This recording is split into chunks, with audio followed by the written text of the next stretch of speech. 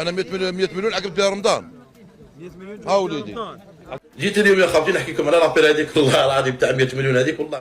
بعد إثارته للجدل بتصريحه الغريب بأن شهر رمضان كلفه 100 مليون سنتيم كمصروف، ها هو اليوم صاحب المقولة الشهير 100 مليون يخرج عن صمته ويرد على الجزائريين لأول مرة، ويؤكد أن ما حدث لا يعتبر سوى مزحه له مع الصحفيين، ولم يكن يعتقد بأنها ستحظى بكل هذه الضجة، مؤكدا في نفس السياق بأنه إنسان زوالي.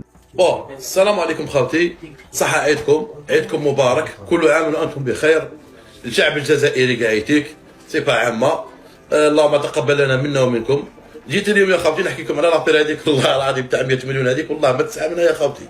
قعدنا نقصروا بدنا قصرة على انا كنت مكرشي مع السيد اللي كان عاطي له طوموبيل 100 مليون رونو 19 هذيك، هذا ما كان.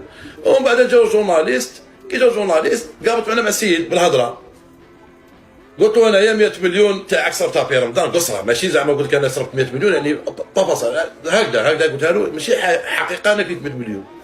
اندقت قال لي شحال تصور في النهار؟ انا صايم رمضان تعرفوا خاطي رمضان الناس واحد صايم قدامنا، قلت انا نصور 8 10 في النهار.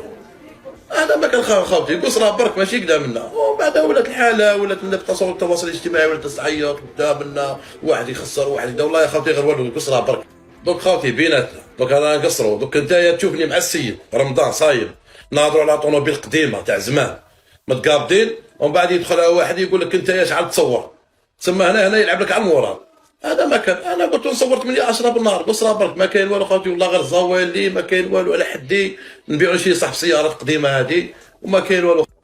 واش نقول لكم خاوتي وانا في السوق والله غير معروف، يعرفوني الناس كاع في السوق يعرفوني بلي انسان قصيري وانسان خاوتي ماشي انسان تاع هذا الحاله هذه اللي تسمى تاع 100 مليون هذه ودا اللي نتلاقى يقولوا لا على بالي بلي كنت قصر والله غير اللي نتلاقى في السوق يعرفوني الناس يعرفوني يقول لك هذا سيدي يخدم صح يخدم كراس خدم، انا شي كراس خدم خاوتي خدم.